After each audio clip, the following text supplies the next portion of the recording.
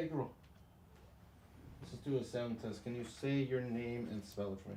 Chaim Shrek, Chaim Schreck. Just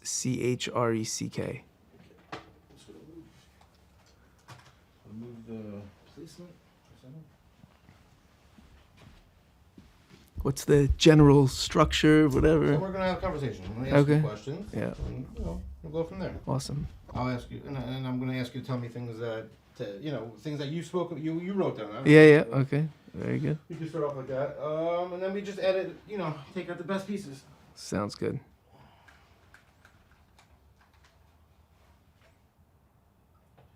Okay. Just count to 5 for a second. 1, 2, 3, 4, 5. Alrighty.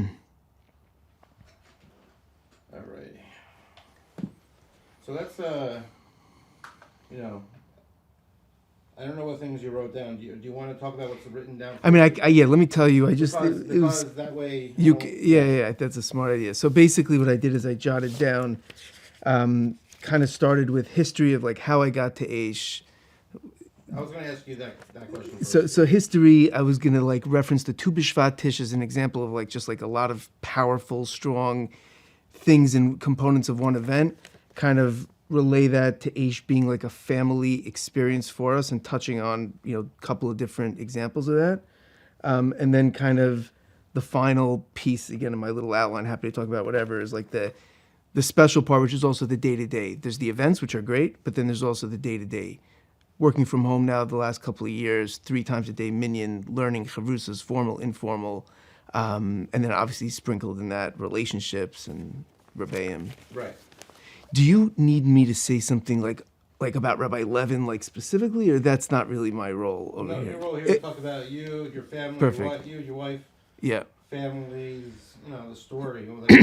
What's your connection to Ish? Like, why are we sitting here? And Yeah. Like, what's the story behind the story? How'd you get here? Okay.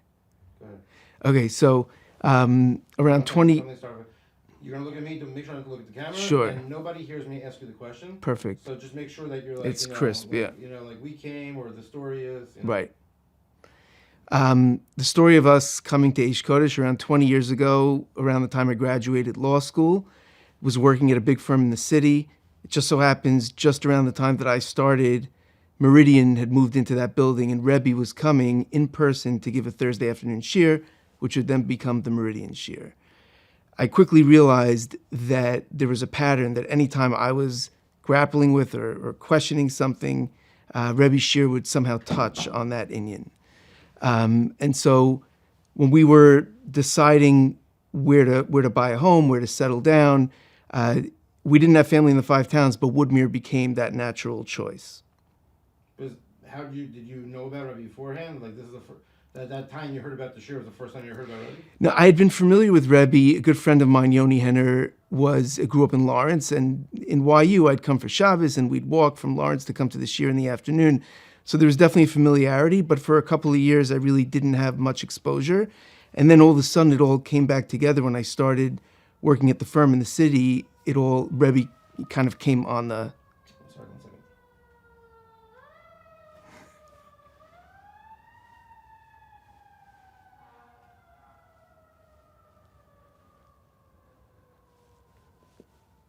Remember some of the city shoots we did? We used to have to stop like every minute.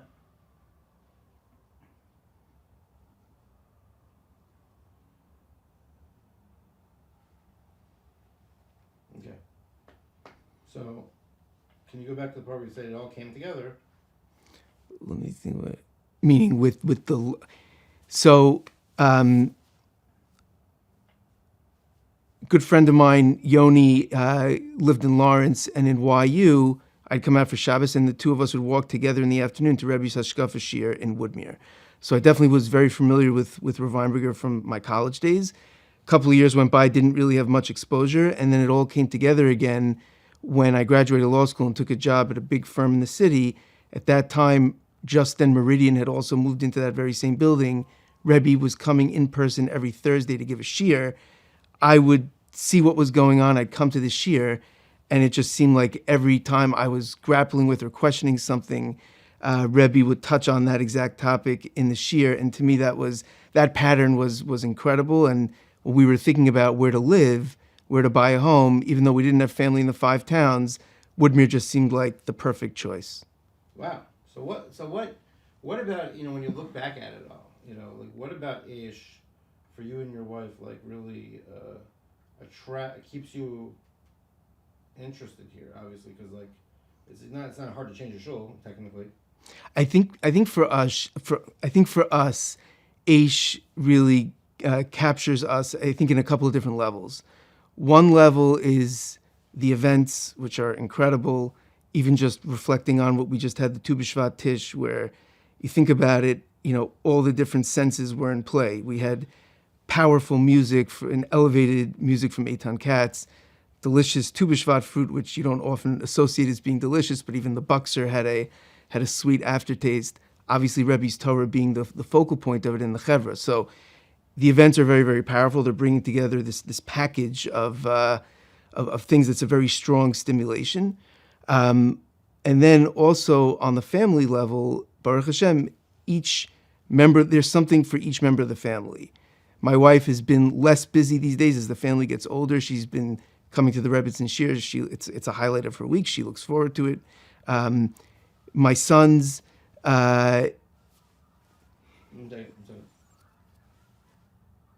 What is that noise? it's birds. Should I? Go ahead. Yeah. Should I get in? So I have specific things. Like I have these two boys that have each had their own, You have stories, I mean? not a story. Like for example, Pesach, Rabbi Levin organizes Bachrim Pesach night when there's like speaking slots. He'll get Bachrim to get up and give a shir. So my son gave a shir. That was like a huge, it was a lot of nachas. It was like very I want to hear that as a story. okay. Beseder. Okay. Okay. So on the family level, there's really something for everyone. Baruch Hashem, my wife has been less busy as the kids get older. She comes to the Rebbe's and Shir. She looks forward to it. It's really a highlight of her week. My boys, whether it's learning opportunities, the teen minyan, they definitely, the relationships with all the Rebbeim, including Rabbi Levin, Rabbi Rubenstein, Rabbi Ginsburg, that's been a very special aspect. And even in recent years, the events being live streamed has really helped the women and my wife and my daughters. If they're not able to get out of the house in person, they can access Aish and they could taste it and they could get the tom of what's going on from the comfort of their home. And therefore, that enables the whole family to really experience these events together, which has been very, very special. I'd say that the third aspect of Aish for me is the day-to-day. And working from home now the last couple of years much more frequently, Baruch Hashem, been davening 3 times a day in the shul as opposed to having been scattered elsewhere. And that day-to-day physically being in the building, davening, also picking up some chavrusas, informally learning myself before, after minyan, the day-to-day Torah and tefillah in this building has been a huge benefit to me. Tell me the story about your son with, giving a shir. So again, with the family and everyone, everyone can pace themselves in the family at their own pace. There's a lot that the shul offers. And so Rabbi Levin would organize on Pesach some speaking slots, the Bachrim returning from Eretz Yisrael, some gentle encouragement. Do you want to say a shir, in this slot? So my son Ephraim, he had to push himself a little bit, but he ended up giving an incredible shir. It was very dense. He really had to invest in it. And that was extremely gratifying for us. Let me say that again. Yeah. Let me just think about how I want to. On the family level, there's really something for everyone, and each member of the family can sort of pace themselves to access and to tap into a different facet of the shul in the way that they're comfortable. So before Pesach, Rabbi Levin will try to organize Bachrim coming back from Eretz Yisrael to each step up and give a different shir in a different slot at night on Yantiv. And my son Ephraim was coming back from Eretz Yisrael and he gave a shir on Aseh Docha Losa Aseh. And it was very dense. He had to push himself. There was a lot of preparation. But Baruch Hashem, he really connected in that way and he was able to get up in front of the Kehillah and give over his shir. And that was extremely gratifying for me and my wife. And Mati, my second son, he's learned how to lane at the teen minyan. He's got a lot of miles under his belt, Baruch Hashem, and his relationship with Rabbi Ginsburg through partnering, organizing The teen minyan, the two of us will then meet up after the main minyan Shacharis. We'll go to Rabbi Rubenstein's shir. So there's been really relationships and Torah for everyone in the family. Wow. What is that, when you think about it, how does that make you feel? So I think that the nachas is incredible. I myself in my 20s developed my own realization that Rebbe and Rebbe's Torahs were very, very central to my development through all stages as a young father, and then, now raising teenagers and all the different complexities of life. And you can't always bring along other people, but you can just set the table and hope that the environment is there and the environment is conducive. So I think the shul does a great job. I think me and my wife have tried to set that table in the right way, at the right pace, and to see over time, like a plant that's growing or a seed that's developing, that has tremendous nachas. It's really a long-term project. It's not anything that's very, very short-term or quick. I like that. That was good. It was I think powerful because you brought home a very important point of parenting. Set the table. Right. Stop trying to don't force people to eat. That's that was your shkayach. That was something I was trying to say over, because I know that on the other hand, when there's a powerful exposure, you got to chop it, you got to go all in it. But there's the other side of the coin where sometimes you have the derech harukah is the derech tzara. You have families who move here and the father, it's usually the father more, is into Aish, and the other part of the family is not so into Aish. But and that's fine. But a lot of times it has to do with if you set the table. Because if you try to force people, if you grow up in it, like from birth, it's different. You know what I'm saying? Than if you move here with kids that already experienced other things. That's all I'm saying. Like, you can't just shove it in their face. So that's good to set the table. I like that. Right. Sometimes you take a step back. Sometimes you take a couple of steps forward. But the bottom line is that the culmination of that is seeing your son giving a share. Now, it's not finished, obviously. No, 100%. I don't want to boast, but like that was like I had people coming over to me after. I mean, so the nachas of, again, there's Torah and there's tefillah. This is what Rebbe talks about, the different components of being a yid, and to see that slowly take hold in the different family members, whether, again, Torah, the Rebbetzin shir for my wife, my sons, my daughters getting, into it, looking at the events on the live stream and getting more comfortable, and my sons getting more active from a Torah and from a tefillah laning perspective has been incredible. What it might be hard to answer this, but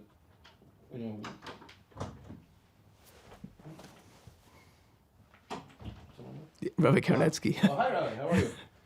We're almost done. You're 10 minutes early. Let's go. Okay. You know what? I'm also happy to let Rabbi Kamnetsky go first. Are you in a rush on it? I'm sure he's in a rush. I'm happy to let Rabbi Kamnetsky. I can step out, and then You're still here? I'm still here. I'll have my phones with me. Yeah. Okay, we're good. I appreciate it. Thank you. I don't remember exactly what we left. So the last we left off, I was talking about like you asked me what Eish Kodesh means. I said three things. I said the events. I spoke about the family, and then I spoke about the day-to-day, being in the building and the continuity. I didn't use that word continuity, but I can go back and talk about. No, but the day-to-day is good. 1 second.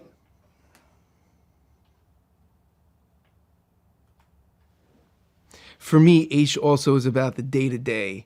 And in recent years, working from home much more often, the zechus of being in the building 3 times a day for davening as opposed to being scattered elsewhere. To me, that's it's like I said, it's a real zechus to be anchored, to have Torah and tefillah in the same building. And I'll go back. Yeah, that didn't come out. Another chashuva part of Aish for me is the zechus to be here, working from home more often over the last couple of years, to be here 3 times a day for davening. There are also chavrusas that I've picked up. There's informal learning that I'll do. I'll just sit down myself with a sefer before or after davening. The ability to have yishuv hadas and to just sit and to be plugged in and to have menuchas hanefesh with the davening and with the learning. That part of Eish Kodesh is just the last couple of years has been very, very special and has really solidified my day and my week.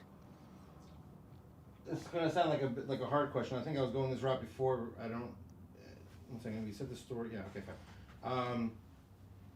But since you came here, how long has it been now? 2006, so 18 years. Yeah, so it's like, 19 years. 19 years. it's like 20 years basically. You're here. What kind of impact has Rebbe, Rebbitzin, whatever you want to phrase it? I think Rebbe and Rebbitzин's impact has been huge. I like to say, and I said this at one of the boys' bar mitzvahs, that Rebbe, it's not just only about the events. It's about the day-to-day. It's about the mundane. When our house flooded pretty badly in Hurricane Sandy, one of the first people to call was Rebbe. Just push it to check in. What do you need? How's everything going? So when I think about a friendship, dependability, sweetness, of course, all the eitzas, and the Rebbitzin with her brilliance, it's really, I have to, so that was part one, and then one sec. Finish that thought somehow. Yeah, you know what, I'm going to go back and do the whole thing again. Let me just think what it was. Okay. What bothered you about what you said? I'm just curious. No, just because I ended, I kind of was, I had Yeah. a brain freeze to finish off the thought. I don't have to go, I can just go back to the last, but it's up to you. Yeah, you don't have to go all the way. Okay, It's up to you. okay. I mean, again, if you want to do it all. No, let me just think what I want.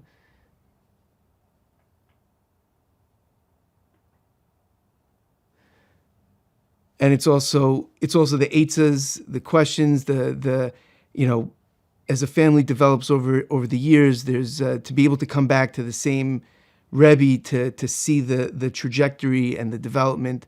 Also, my wife and I have a running joke that anytime we're unsure what's Rebbe going to advise about a certain thing, she always guesses it right and I guess it wrong, and I'm the one going to all the shiurim and I'm there all the time. But I guess the Bina Yisera, the women, they're able to predict. No, of course he's going to say this. That's true about that. That's usually how it works. Right. Yeah. The wife is always right. Right. On a deeper level, though, what really? I'm going to say it like this, and I'm trying to think of how you. I'm going to answer the question just straight up. I don't know how you want to answer. Sure. It. Is like you came from a different background than a lot of people here. You didn't grow up. They late in life bal tshuva. Right. Not bal tshuva when you were younger. Right. Like you grew up in a from. Yeah. Went to yeshivas. Yeah. Went through the system. What is it? I'm just curious without Sure. saying that. Yeah. Those terms, The right? terms. What I'm saying is it like when you met Rebbe, like I guess it was, or now that you're part of Aish, it's like this is the way it should be. Like there's something like not that you were missing something. I don't know. Yeah. I know exactly what you're asking. Let me just think how I'm going to express this.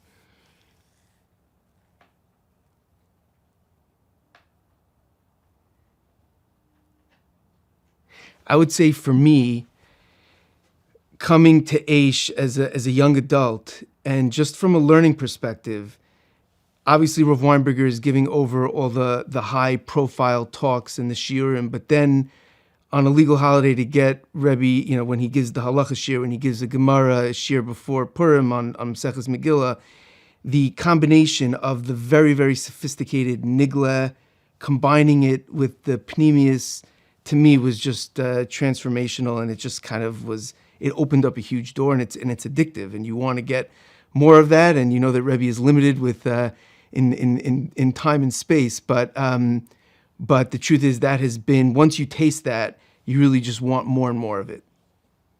By the way, there are any other aspects or things that were important that you wanted to speak about that I didn't ask you or you didn't talk about? Yeah, what I was going to say, I was basically going to say that, and the truth is I meant to say as a sort of like a segue to the day-to-day, to sort of, I was going to say that I was going to talk about how Rebbe pushes us to kind of reach, to achieve things, to reach for madrigas that are achievable, but one needs to extend themselves.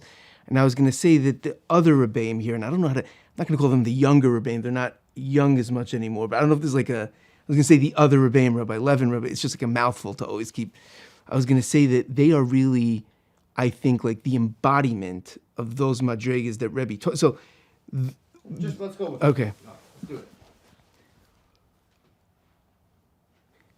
Another special thing is that Rebbe pushes us, and there are madrigas that he'll talk about that is shayach for us, and it's pushing out of a comfort zone, it's extending. These are achievable, but it requires work. So that's very, very special to have a Rebbe who pushes. I think also the other Rebbeim here, Rabbi Levin, Rabbi Rubenstein, Rabbi Ginsburg, to me are really almost the embodiment of those madrigas that Rebbe is talking about. Friendship, learning, Hanhagas Achayim. So it's very special to have in the shul all these different touch points that we could look to say, oh, this is what this could look like, and I now have a shaykhus to it. That's very, very effective. Is that how it is here? That like Rebbe's always pushing everybody to grow?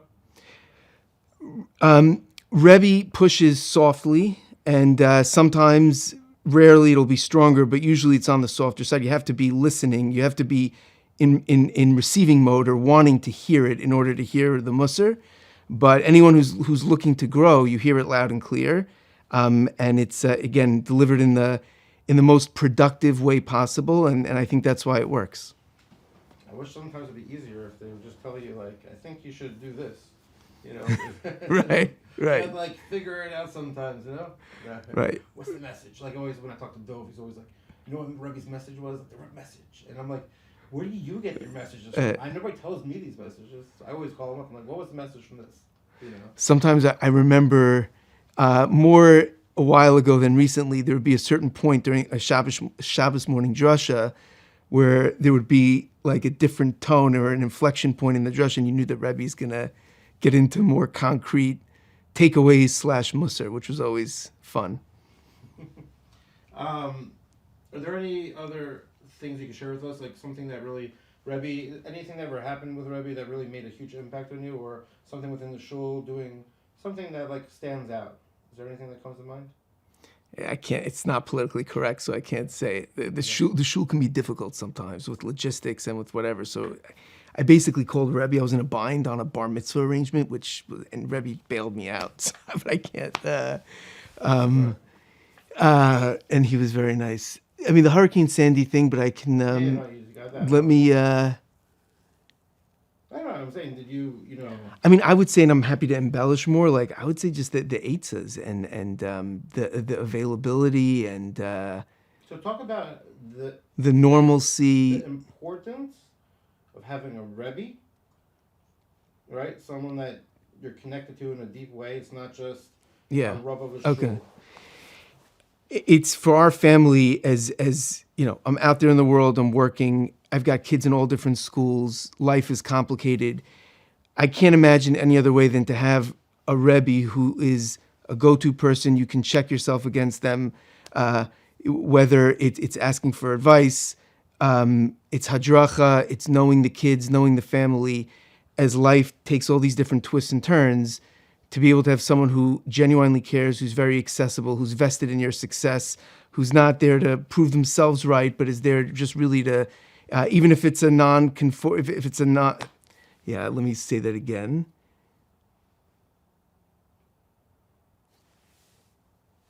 For our family's development, and for a lot of people, I would imagine it's critical. As life goes on, things get more complicated. You could have kids in all different schools, different types of kids.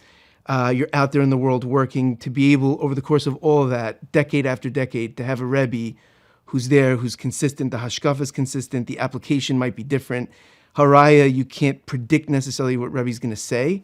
And so to be able to have that resource, a friend, someone who deeply cares, with the Torah perspective, to apply to the current situation, what you're grappling with is an incredible backstop. It's an insurance policy. It's a big zechus.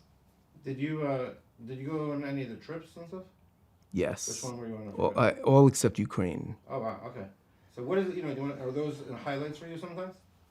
The trips were definitely turning points. I would say each trip has a different personality, a different flavor. The Poland trip for me, family of survivors, to stand over in Auschwitz, a bunker where my great grandparents probably was I can't put into words, was something that was beyond powerful.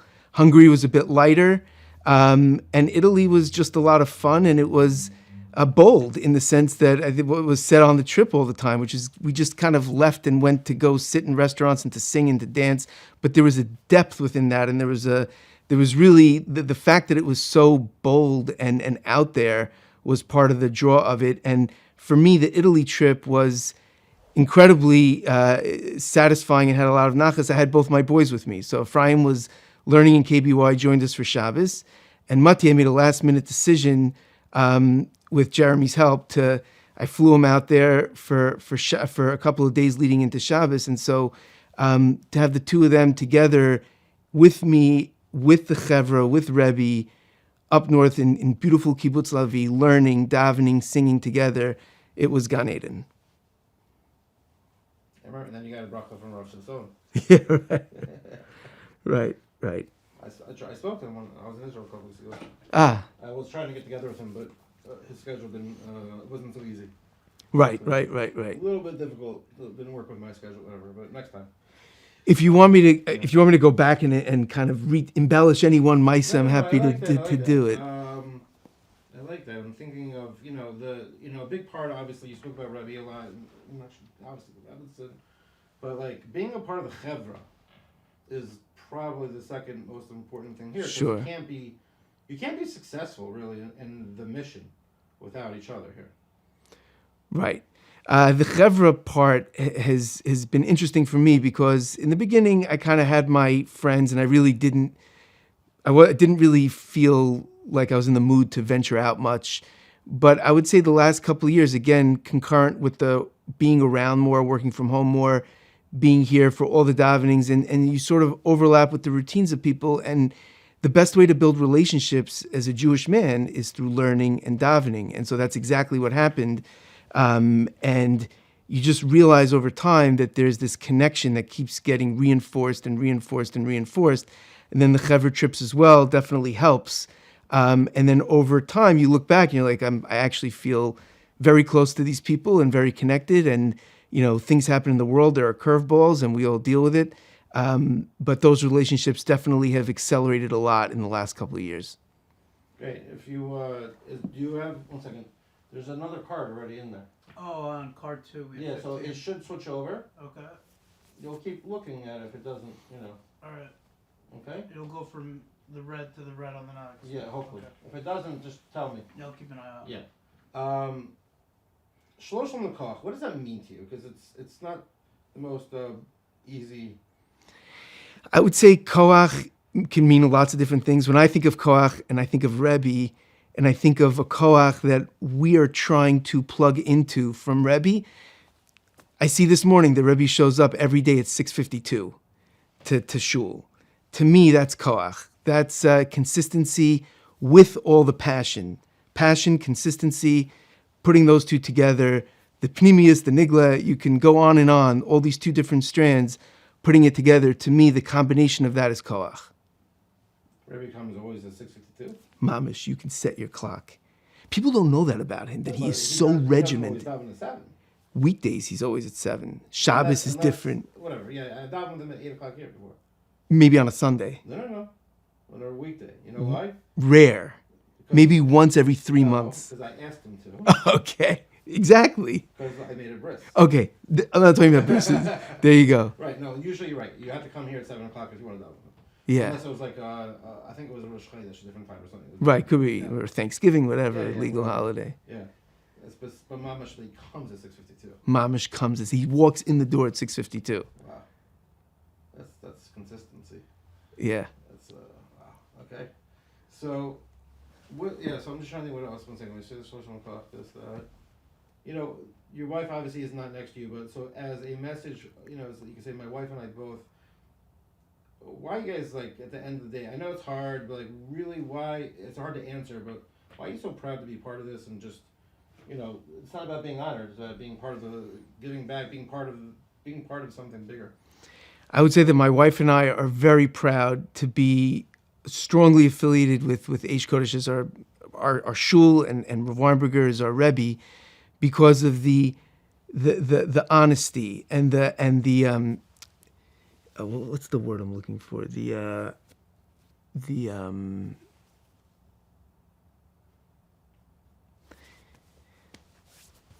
My wife and I are very proud to be to daven here. That Rav Weinberger is our Rebbe. That Aish Kodesh is our shul. Rav Weinberger, I think, in the broader world stands for emes. His tshuka for amitius, for no nonsense, for just honesty, soft, pleasant, but honesty as a way to grow oneself, to help one's friends and one's family grow. To me, I think in this day and age where there's so much flying around there, that midah of pursuit of emes is really what draws us to Aish, and that's also the ultimate sign of koach. If you're very confident and you're grounded and you have a sense of mission, then you're going to be strong. You're going to have koach, and you're going to want to be honest because you don't want to mess around. You don't want to fool any. You don't want to wake up later and then realize that you need a course correction. So, for us, it's a very, very powerful check on getting lost maybe in some other things, is to be able to hear from Rebbe, to hear Torah from Rebbe, Shabbos morning drasha. Okay, I'm trying to think if there's anything else really important. One second.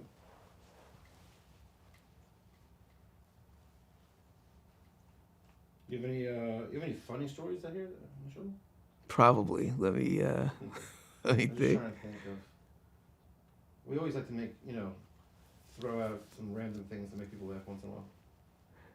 I mean, this is not like a side splitter, but like I was talking about the construction with the family, and just kind of talking about it with the mikvah. So my son asked if they could they should make a lazy river going into. No, let me think of.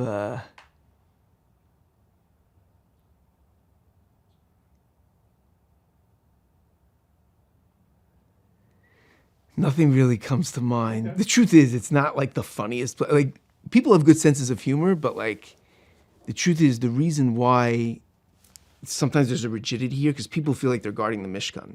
So when you feel like you're guarding the Mishkan, you have a sword, and some people get put off by that, but they don't know where it's coming from.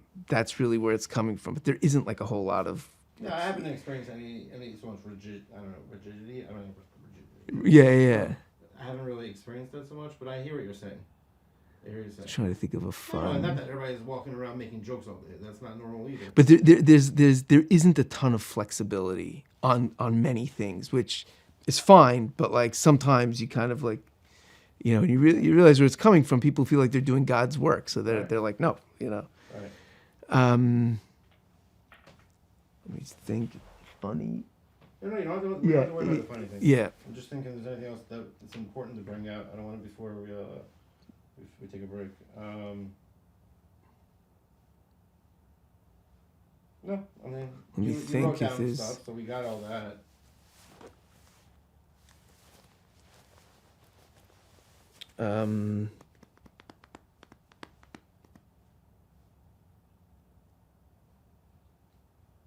Oh, I could talk about Yom Noraim quickly with Rabbi Kerr. That's a huge part for our family. Yeah, please. Second. Okay. As a family, the Yom Noraim is also absolutely critical. It anchors our year. The kids, and my daughters, my sons. The Rabbi Kurland, hearing the voice, looking forward to that. That's become something that is woven into the fabric of our family. Is very, very important, and it really sets the tone for the whole year. And especially Rabbi Kurland's pre-Ne'ilah monologue. We no one else, when we tell other people about it, they don't understand. But again, it's absolutely precious to us. We can't show you because it's Yom Kippur. Right. We can't tell you what it looks like either. Right. We can show you. Okay, you're finished. Okay, wonderful. good job. Thank you, guys. Okay, thank you. Sorry if it was a little choppy. No. Listen, you did a good job, and we're gonna edit. That's what we do. We edit. Yeah. Hey, Rebbe, just for sound, let's do Yeah. say your name and spell it. Okay. Shalom Aleichem, Aleichem Shalom, Shalom Aleichem, Aleichem Shalom, Shalom Aleichem, Aleichem Shalom. Okay. I remember that it's moved up the microphone because everybody else was shorter, so. I moved it up just in case. Oh, okay. Good. Okay, good. Nothing is in the shot, and good. All right. Try big this. Question of the day: Yeah. what is Shloshim L'Koach? Well, Shlosh Malkoch is from the Mishnah. There are different stages of life where there's a hashpa, there's a bracha that we have access to tap into certain energy, at those different stages of life, if we were zocher to live through them. And Shloshim, the shul has come to Baruch Hashem to this milestone, and I think that there's a certain strength that we feel in the tzibur, a strength that we feel with the chavra, a strength of our davening and our learning that Baruch Hashem we've never felt before. So on the one hand, we're thanking Hashem for all the koach that He's given us, and we're giving Him a big yasher koach for all the koach that He's given us, and I know that I'm davening a lot that we should continue to have strength, not to get tired, not to take the brachas that He's given us for granted, to daven for additional koach for the coming years. Does it? I know. So it means basically 30 years strong, right? If we have to translate koach, right? Koach is strength. So what are the? I guess if we could talk a little bit more in depth about. There's different types of koachas here. And I don't want to say it's a shul. A lot of guys I said today. I said, tell me about Aish Kodesh. He goes, Aish Kodesh is not a shul. Everybody kept telling I'm like, listen, you're not you have to tell me. I'm just. But what are the different koachas here you see in Aish Kodesh within the chevra, within the 30 years maybe of having this beautiful makom? Yeah. One of the things that I've worked so hard at, my wife and I, and from the very beginning with the Chaverim, is to try to unearth the particular unique kochos of each of the men and women that Hashem has sent our way. And there's so many talented people here. When I say talented, I'm not just talking about music or art, that also. I'm talking about people who have a talent for compassion. People have a talent for davening. People have a talent for lifting others up when they're down. And I think that's been the greatest bracha of all, to watch this unfold, this miracle of Aish Kodesh unfold before our eyes, where it's a conglomeration of koiches that come from different parts of the world, different backgrounds of Yiddishkeit, and all of that energy. You didn't lose anything? Good. Okay, we're still, sorry.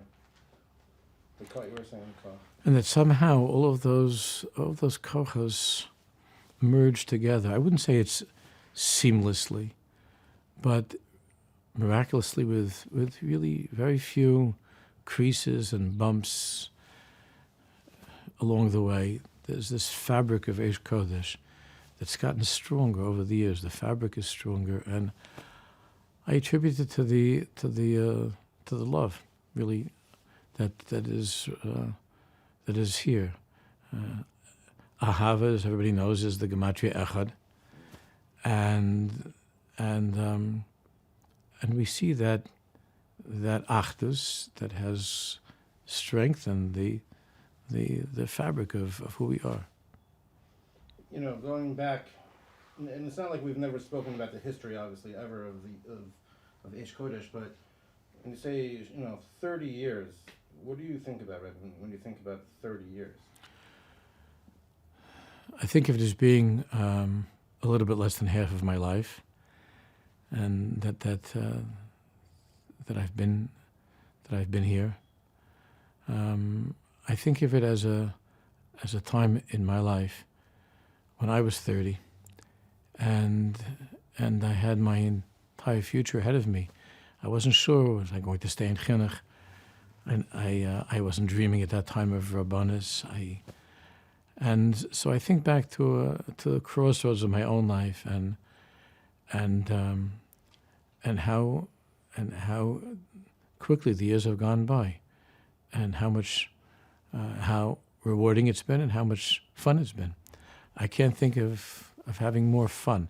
I know fun sounds like it's a childish thing, and I'm not talking about frolic in the snow. I'm talking about the excitement of watching the growth of my own family together with the growth of an entire community. At that time of when we were my wife and I at that point in our lives, we just were having the kids and babies, and Aish Kodesh was born along with the rest of the kids, and it's the wonder of watching the child grow up and be an adult. Why is 30 though attributed to, like in the Mishnah? I'm just curious. Why is it attributed to koach? What does koach to do with 30? Well, keep in mind that the age span, the typical age span at the time of the Mishnah was considerably less than it is now. And we're privileged before Mashiach comes to have koiches longer. But at that time of the Mishnah, just a simple pshat, at that time of the Mishnah, one was considered to be at the height of his strength, intellectually, physically, financially. That's the simple pshat. Beautiful. I want to talk about a little bit of the history again. I know it's a hard question. Are there any specific points that you think of, things that happened along the 30 years? There's so many things that happened, obviously, but specifically with Aish Kodesh, is there anything that are milestones to you that you think it's worth bringing up? If not, we don't have to. I'm just asking. Let me think for a second. Yeah. I don't want to waste the battery. Just let me think for a second of a milestone. Okay. Look, the moment when the building was finished and I was able to walk with my father all of a sudden to the shul that Friday night for the first Leil Shabbos, the first davening. That walking together with my father into the shul and the look on his face, which I can't imagine what was going through his mind, of what he had seen, and to live to see that. I would have to say that personally, that's an Aish Kodesh milestone, together with my own personal milestone of coming of age in a certain way, and the story of what was merging with a new story for my family, together with the shul. Yeah, I can only imagine. I mean, I can only imagine. I got goosebumps when you think about it, because I can take that into my own life and figure out something. The first time you have a child, it's the same. Yeah. You know. Yeah, that my father would come at least once a week. He would have me get him from Queens to come and to see where the shul was holding during the construction. At least once a week I came to bring him here, and I believe that it carried tremendous meaning for him personally, beyond anything I could understand. And when we were walking in that Friday night, I consciously looked at him. I didn't look at the Aron Kodesh. I didn't look at the Tzibur. I was just trying to watch the look in my father's eyes, and that sort of confirmed that this was finding favor in Hashem's eyes. If it was that look in my father's eyes that he was able to see that after all of the years and things that he had gone through, so I just felt that it found favor in Hashem's eyes. Is there in the last 5 years, there's been a big transformation also here within Aish Kodesh. One of them, for example, the main shul changing a little more into a Beis Medrash style. Right. Did that, when you walk in now and you see what's going on, what is that? If you could share with me. I'll tell you the truth. When we first discussed the idea of transforming the traditional shul, the pews, into a tabled Beis Medrash, both my wife and I, there was a little resistance. There was something very majestic about the shul. And again, it was our baby, and with our own children, it's not so easy for us to watch them grow up and make certain changes. But one of the things that I've always davened for is the ability to change when change is necessary, and to hear what the new generation needs, to be attuned to the times that are changing. And I understood that this generation needed something different, and that the time had come for us to, not to become a yeshiva, to become a beis medrash. It's a shul, but to be able to sort of open your sefer up wide on that table, and to settle into your spot as a place not just of davening, but a place of more intense learning. I think it was a monumental change and step forward.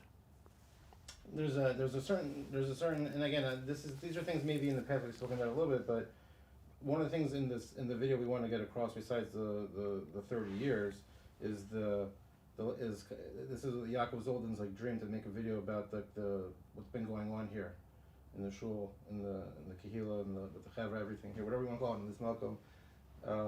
In the last 3-4 years, it's been so many things happening, just in a good way. So many amazing things in the programming, events, shiurim, the amount of Torah, the davening obviously is the same. Yeah. But it's only getting better, and if people are attracted to it, it's like there's so many new people coming in. Yeah. You know, I hate to bring up the subject of COVID. Even during COVID, I rarely spoke about it. But something happened. There was like a hafsaka.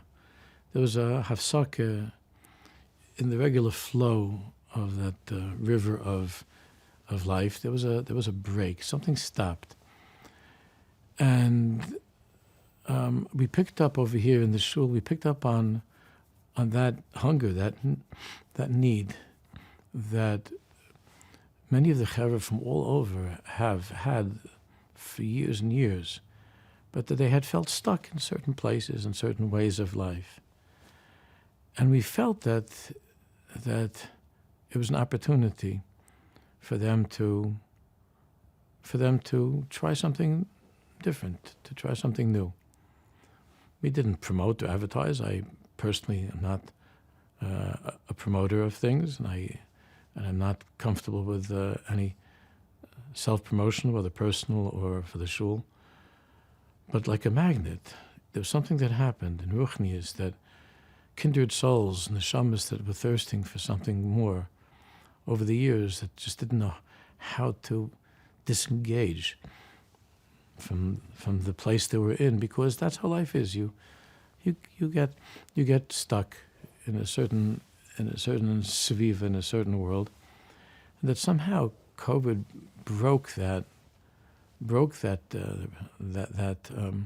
shibud, that enslavement to a shlav, an earlier period of life, and then we found like amazing people just showing up, and not just showing up to daven, to learn, but to lead and to be involved, and it's like a person who hadn't eaten in a long time. They were starving, and we benefited, and we're still benefiting so much from the presence of these starving Jews. Do you get a nachas from seeing all the different programs and the shiurim, and for the women, for the men, having all the farbrengens and the different hilulas here in the shul? Yeah, I have tremendous nachas watching chevra thinking day and night about how they could make Yiddishkeit more exciting for other Jews. I think that's what it's all about. It's not about building up Eish Kodesh. We, Baruch Hashem, we're very comfortable with our davening, and we're happy with our learning. But first of all, we want the children here who are growing up. We want them to feel that excitement that we felt when we were younger, 30 years ago. We want the kids to have that. We don't want to be old. We want them to feel that we're young, and to join us and to be part of Eish Kodesh. So before anything on the outside, just our own children are growing up, and I'm so grateful for the people who have the ability to think of these programs and to be so innovative and create such fantastic programs that we have here. That's not my strength. We're talking about koach. My strength is really teaching. I'm not with programming, and I really don't, I just depend on the chevra, men and women that are day and night thinking about and talking with each other about what can we do to bring more life, new life into the shul, and I have tremendous nachas. There's a tremendous amount of learning going on here, also, which obviously Tremendous learning. Everywhere I go, I was in England, and people come to talk to me about it. In England, in Eretz Yisrael, wherever I go, I meet Jews that when they hear that somebody is visiting from Eish Kodesh, it generates a certain excitement of what I think what they would want. They want to have where they are, and somehow over these 30 years we've become a prototype or some kind of a model home for what many Jews would like to have in their communities. And I don't think a week goes by where I'm not on the phone with some wonderful Rav or some group of people that are trying to adapt, trying to take some of the ideas of Eish Kodesh and to understand Eish Kodesh better. People have come to visit and have spoken to myself, to my wife, some of the chevra about how can they introduce some of the flavor of Eish Kodesh into their communities. This is an amazing thing. I would assume, by the way, that the hardest thing for anybody outside of Eish Kodesh, if they say, I want to start something, model it or this, the hardest thing for them is probably how do you create a chevra, right? Right. The chevra is integral here. That's a big topic, The chevra, you can't import that. You can't just all of a sudden have that. There's an idea, and it germinates. It takes time, There are only a few who are still here from the beginning. Many have, unfortunately, have left the world. Some have left, gone to Eretz Yisrael. There's still some of the original chevra. It didn't happen overnight. It evolved into something, but from the very beginning, I think from the first day, it became clear that unless you're looking for a certain kind of experience in Avodas Hashem, this is not the right place for you. So there was a natural selection that took place over time, where the chevra just grew together, and then once we had that solid core, then people who came from the outside were able to find others like themselves and so on. But it takes time. But there are groups like this all over the country and all over the world, and there's a need for leaders. There's a need for a new generation of rabbanim, men and women that can go into these communities and can to try to develop these type of kehilas. One of the guys I spoke to today told me that he had davened here for a while, and then on one of the trips, I think it was Poland, the Poland trip he told me, is that when it solidified it for him because of the koyach of a trip, it solidified the idea of a chevra and a rebbe for him. He said because before that, but once you're together in a yichidus in a sense. Yeah. So one of the greatest challenges of the shul's growth is trying to hold on to that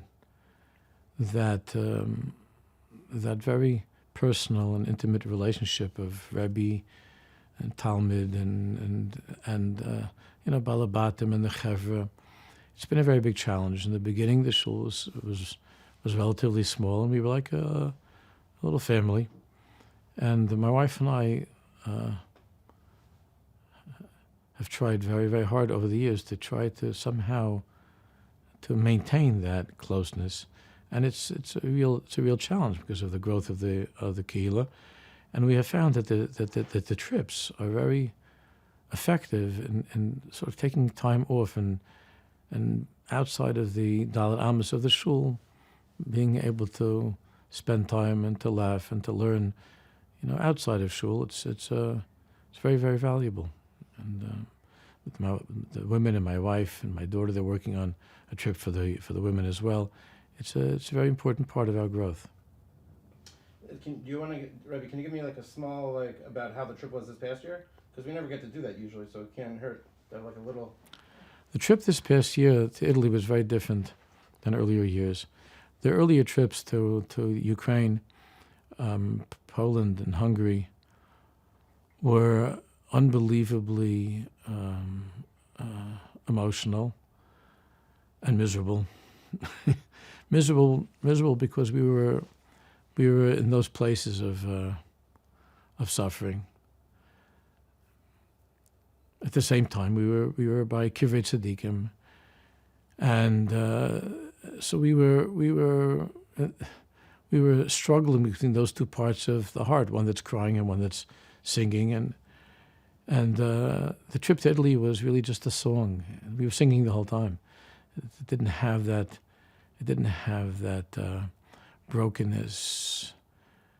It didn't have the cloud of darkness of mourning, of Avelus hovering over it. It was just being together and meeting Jews wherever we went and singing with them. Really, that's what it was. Yes, we got to be by some tzaddikim, some kivrei tzaddikim, it's true. But it was a different trip. It was a trip of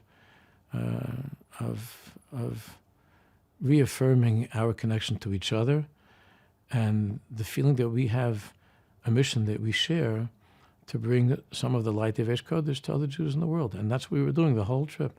It wasn't about taking, it was about giving. It was very different. It was special. Yeah. Yeah, it was powerful. I have, we're basically done. I just need to make sure that I ask something they wrote to me earlier, the Chavra.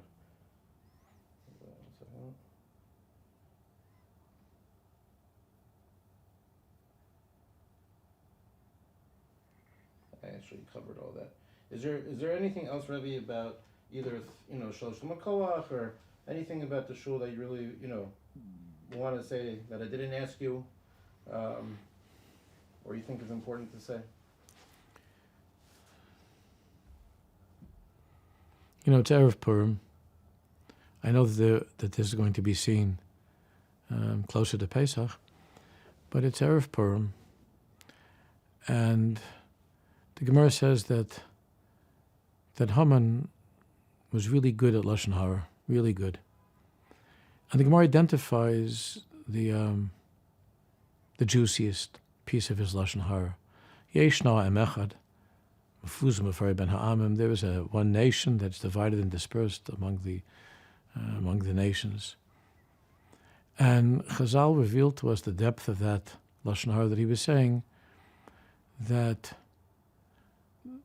God exists, the God of the Jews exists, but Yeshna was the play on the word Yashen, that their God is asleep.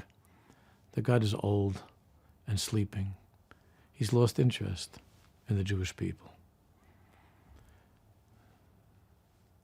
And Purim was a powerful reminder that God is awake and he hasn't lost interest. He's never lost interest in us. And as the Chazal say, Kochi Ata, my strength now is the strength that I had in the past. The same God of Oz Yoshua Moshe, the same God of Yitzis Mitzrayim, is the God of Golas. My strength is the same, it hasn't waned. I daven to Hashem that we should be able to be strong, that we shouldn't fall asleep. We shouldn't take things for granted. To think every moment about how awake He is for us and how much He's given us, and to be awake for Him and for other Jews in the upcoming 30 years. And I hope long before the end of those 30 years, we're going to be no longer dispersed among the nations, another place far away from Yerushalayim. But we'll be together with our brothers and sisters in Yerushalayim. Amen. Okay, we're finished. Mhm. Okay. Thank you, Rabbi.